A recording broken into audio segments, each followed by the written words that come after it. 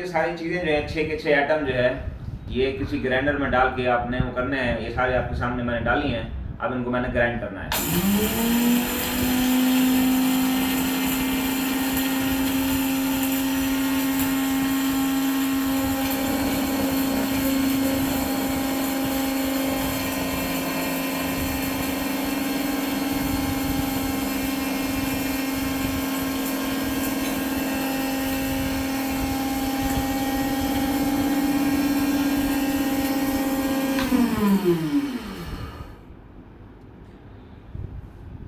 Viewers امید ہے آپ سمجھ گئے ہوں گے.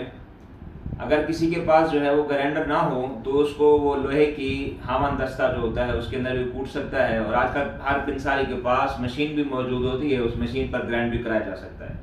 تو ان 6 کی 6 اجزاء کو گرائنڈ کرنے کے بعد آپ نے مکس کرنا ہے. مکس کر کے صفوف تیار ہو جائے گا.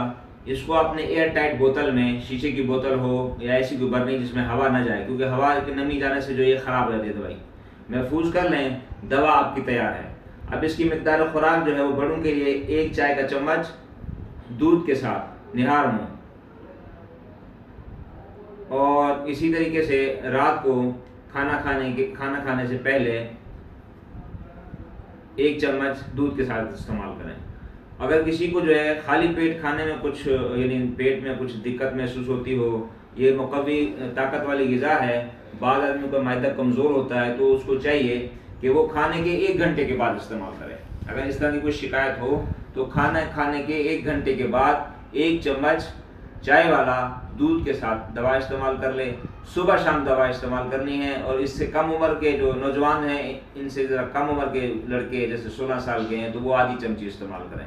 تو یہ دوا استعمال کریں گے انشاءاللہ اللہ تعالیٰ جو ہے آپ کو اس کے یعنی فوائد سے مستفید فرمائے گا, اور یہ تمام بیماری جو ہے یہ ساری جڑ سے ختم ہو جائے گی. اس کو استعمال کرنا ہے 40 دن.